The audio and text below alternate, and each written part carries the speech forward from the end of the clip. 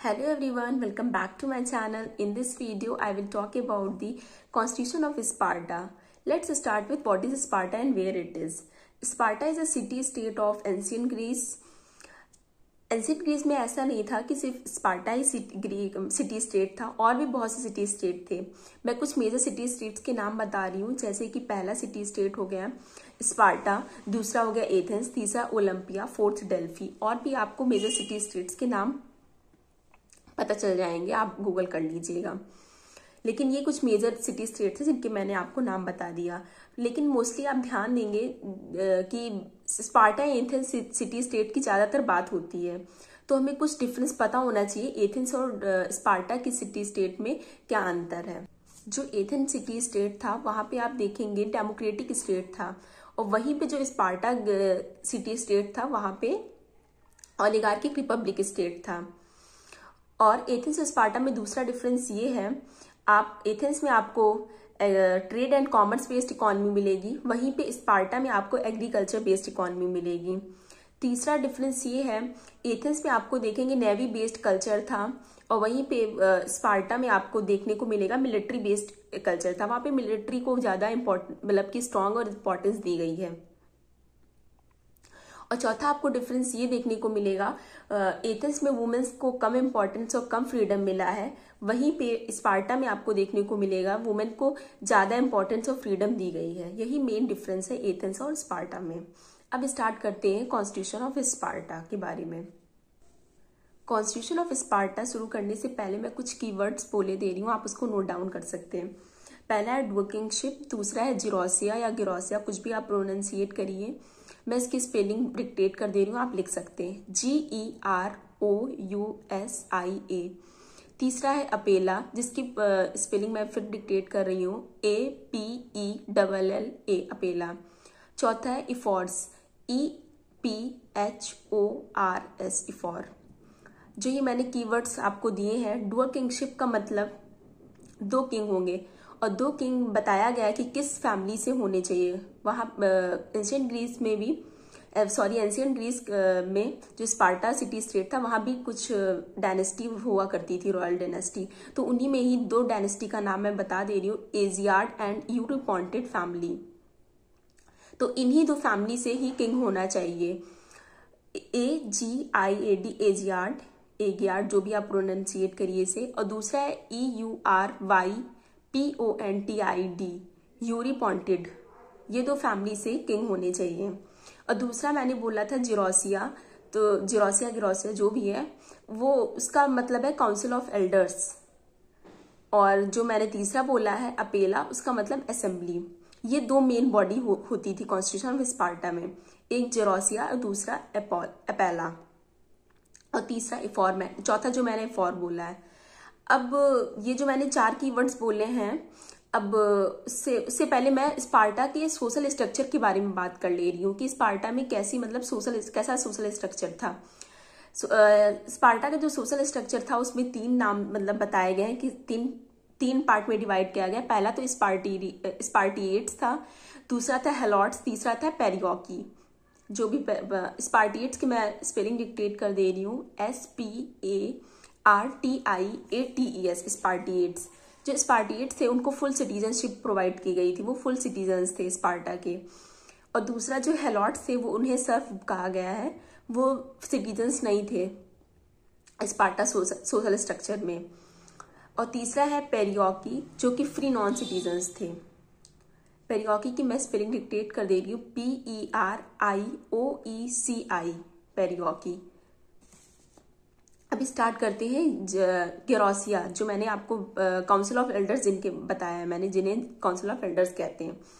गिरोसिया एक 28 मेंबर्स का वो था काउंसिल, उसमें 28 मेंबर्स होते थे गिरोसिया में।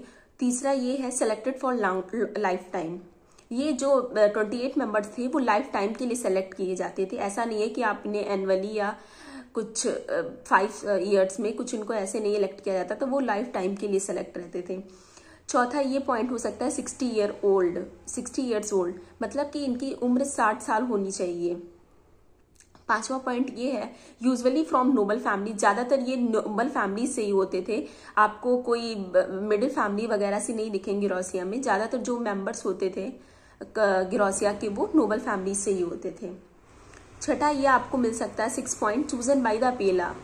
जो गिरोसिया के मेंबर्स होते थे 28 मेंबर्स जो मैंने अभी बताया, तो वो किसके द्वारा चूज किए जाएंगे, तो वो अपेला जो मैंने बताया मेन बॉडी है उसके द्वारा ही चूज किए जाएंगे। 7th है check the power of kings. Gerousia के पास पावर होती है कि किंग्स की पावर को चेक कर सके, किंग को एब्सोल्यूट अथॉरिटी, किंग मतलब कि किंग एब्सोल्यूट अथॉरिटी ना एस्टेब्लिश कर सके। 8वां पॉइंट ये हो सकता है, 8वां पॉइंट ये है एडवाइस किंग्स एंड एफर्ट्स। गिरोसिया का मतलब कि ये काम है कि किंग्स और एफर्ट्स को एडवाइस दे। अब मैं अपेला के बारे में कुछ बात कर ले रही हूँ। अपेला को मैं असेंबली कह सकती हूँ। Apella is also known as assembly. जैसे मैंने बताया गिरोसिया को हम काउंसिल ऑफ एल्डर्स कह सकते हैं, वैसे अपेला को मैं असेंबली भी कह सकती हूँ, स्पार्टान असेंबली भी कह सकते हो आप लोग। और अपेला में जो असेंबली थी उसमें ऑल स्पार्टान सिटीजन थे, जितने भी स्पार्टा के सिटीजन थे वो सारे अपेला के मेंबर थे। हेलॉट्स लेकिन नहीं थे। अभी मैंने आपको बताया ना कि स्पार्टन सोशल स्ट्रक्चर में एक स्पार्टिएट्स होते थे, दूसरा हेलॉट्स, तीसरा पेरिगॉकी। तो जो हेलॉट्स होते थे वो एक्सक्लूड थे, वो गवर्नेंस में उनका कोई भी पार्टिसिपेशन नहीं था। तो इस तरह अपेला में भी जो ऑल स्पार्टन सिटीजन्स थे उसमें हेलॉट्स जो होंगे वो एक्सक्लूड होंगे। उन्हें हेलॉट्स को सिटीजनशिप, पहली बात हेलॉट्स को सिटीजनशिप नहीं मिलती थी। जिस लोगों को सिटीजनशिप नहीं मिलेगी तो वो कैसे पार्टिसिपेट कर पाएंगे गवर्नेंस में, तो इस वजह से हेलॉट्स मेंबर नहीं थे अपेला के। और अपेला का तीसरा पॉइंट ये है कि 30 ईयर्स प्लस ओल्ड होनी चाहिए मेंबर। और 4th पॉइंट इलेक्टिंग ऑफिशियल्स। इनका फंक्शन ये होता था अपेला का कि ऑफिशियल को इलेक्ट करना। जैसे कि मैंने बोला जो गिरोसिया के जो मेंबर्स होते थे वो अपेला ही तो इलेक्ट करता था ना, चूज करता था। तो इस तरह इलेक्टिंग ऑफिशियल्स भी अपेला का एक फंक्शन है जिसमें एफर्ट्स और गिरोसिया के मेंबर्स को इलेक्ट करता था। 5वां पॉइंट ये हो सकता है मीटिंग हेल्ड एवरी 6-8 मंथ्स। और अपेला का जो मतलब कि मीटिंग होती थी वो हर 6 या 8 महीने के अंदर होती रहती थी, या फिर कुछ अगर इमरजेंसी है तभी भी मीटिंग ये लोग हेल्ड करा सकते हैं। और 7th पॉइंट ये हो सकता है ensure citizen participation in governance. Apella का दूसरा ये मतलब कि सिटीजन पार्टिसिपेशन को इंश्योर करता था गवर्नेंस में।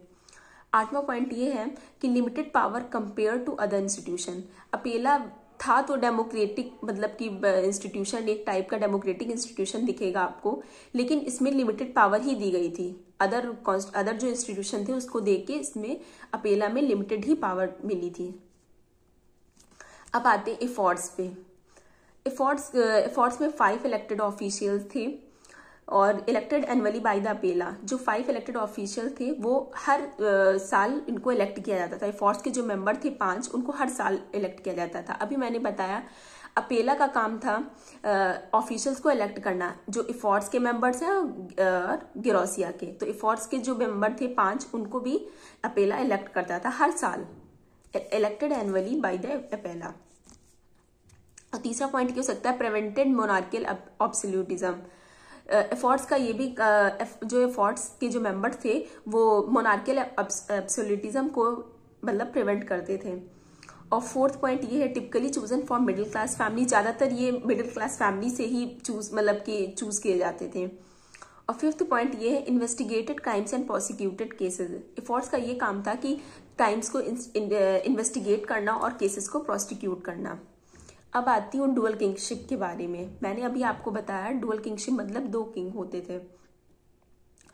और 2 किंग कहाँ किस फैमिली के होंगे, एक इजियाड डायनेस्टी के, दूसरा यूरिपोंटे डायनेस्टी के। और किंग का क्या काम होता था, किंग बेसिकली जो वहाँ मैंने बताया ना स्पार्टा में मिलिट्री बेस्ड कल्चर था। तो जो मिलिट्री बेस्ड कल्चर था तो जो किंग थे वो king led Spartan armies in battle. जो किंग होते थे वो स्पार्टा की मिलिट्री थी उसको लीड करते थे। तीसरा पॉइंट ये है dual monarchy prevented absolute authority. अब देखिए, अभी बताया ना मैंने, डुअल किंगशिप थी। अब डुअल किंगशिप का एक ये भी मतलब कि प्लस पॉइंट हो सकता है, अगर डुअल किंगशिप होगी तो हम लोग को एब्सोल्यूट अथॉरिटी कोई नहीं कर सकता है। 2 किंग होंगे तो ये रहेगा ना कि हाफ ऑफ मतलब कि पोर्शन डिवाइड रहेगा, हाफ आपको पावर मिलेंगे, आधी आपको पावर मिलेंगे, तो इससे एब्सोल्यूट अथॉरिटी नहीं स्टेब्लिश हो सकती। तो एक तो ये प्लस पॉइंट है। चौथा पॉइंट ये बता सकती हूँ, tried capital cases specially treason, और ये लोग कैपिटल केसेस ज्यादा करते थे, मतलब कि जो किंग थे वो कैपिटल केसेस वो ट्राई करते थे, और दूसरा स्पेशली ट्रीजन। और पांचवा पॉइंट ये है, काउंसिल गेरोसिया एंड इफोर्ट्स। किंग का काम था कि गेरोसिया एंड जो इफोर्ट्स के जो मेंबर थे उनको काउंसिल करना। अब इतना पूरा कॉन्स्टिट्यूशन ऑफ स्पार्टा मैंने बता दिया है। और हाँ, अब कुछ बेसिक या कुछ की पॉइंट्स मैं और बता दे रही हूँ। जो कॉन्स्टिट्यूशन ऑफ स्पार्टा है उसे हम ग्रेट रेहेट्रा कहते हैं। इसको कुछ भी प्रोनाउंसिएट हो सकता है, लेकिन मैं अपने तरीके से प्रोनाउंसिएट की हूँ, great rhetra, GREAT, great RHETRA, rhetra, great rhetra, जो कि लिखा गया था लाइकरगस। एक लाइकरगस लेजेंडरी फिगर थे एंशियंट ग्रीस में, उन्होंने ही ग्रेट रेट्रा मतलब कि कॉन्स्टिट्यूशन ऑफ स्पार्टा लिखा था। किसकी एडवाइस में लिखा था? तो ऑरिकल ऑफ डेल्फी एक थे, तो उनकी ही एडवाइस में ये कॉन्स्टिट्यूशन ऑफ स्पार्टा लिखा गया था। चलिए अब कॉन्स्टिट्यूशन ऑफ स्पार्टा के नेचर की बात कर लेते हैं।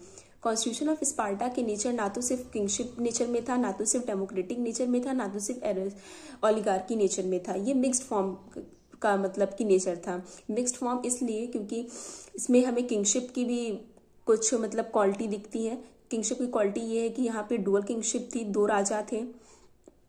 दूसरा, ये डेमोक्रेटिक की कैरेक्टरिस्टिक्स ये हो सकती ये है कि यहाँ पे जो अपेला मेन बॉडी थी वो एक पॉपुलर बॉडी थी। वहाँ पे ऑल स्पार्टान सिटीजन्स थे, जितने भी स्पार्टा के सिटीजन्स थे जिनको सिटीजनशिप प्रोवाइड की गई थी वो सारे अपेला के मेंबर थे। तो एक हिसाब से वो डेमोक्रेटिक इंस्टीट्यूशन था, तो इस वजह से डेमोक्रेटिक भी नेचर इसमें आ सकता है। और तीसरा, ओलिगार्किक नेचर मैंने इसलिए बोला क्योंकि ओलिगार्किक नेचर जो जेरोसिया मेन बॉडी था उसमें जितने भी जो मेंबर्स थे, जो 28 मेंबर्स थे, वो सब नोबल फैमिली से आते थे। इस वजह से जो गेरोसिया की वजह से ही ओलिगार्की नेचर है। तो जो कॉन्स्टिट्यूशन ऑफ स्पार्टा है वो तीनों फॉर्म मतलब कि मिक्स्ड फॉर्म नेचर था उसका। ओलिगार्की नेचर का भी था, डेमोक्रेटिक नेचर भी था और किंगशिप नेचर भी था।